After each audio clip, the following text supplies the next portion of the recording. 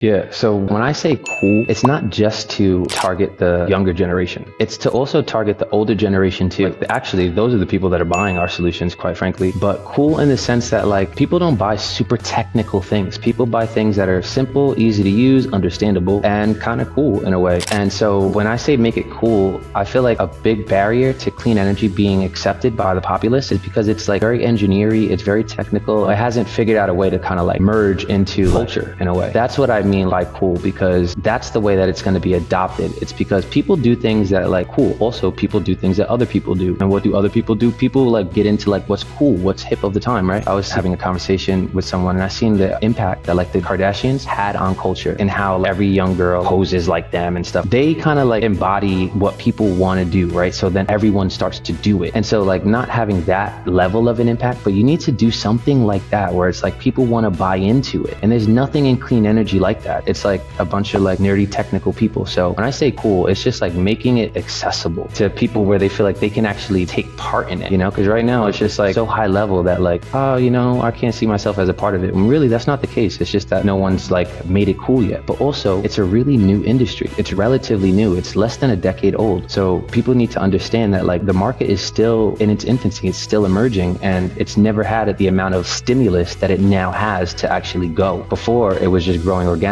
So it's a new industry that hasn't had enough time yet to actually adapt, you know? So it's one of those situations where it's like we're in a unique time frame whereby like it needs to happen, but the way that we can make it happen is to make it cool. And I'm just trying to be real and authentic about it. I love that. When it comes to actually being cool and incorporating energy into what we want to be able to learn, like putting that into mainstream culture, I'm just like trying to think from a woman's perspective, like, okay, how am I going to make energy cool? Like, and the only way is like, listen, if I'm saving money, I'm excited about that because now I have like, okay, well now energy is kind of cool to me, whether it's from our cosmetics, the cars we drive, because we want energy efficient cars, you know, but we want it to look cool. We don't want to be driving around something that doesn't even look cool.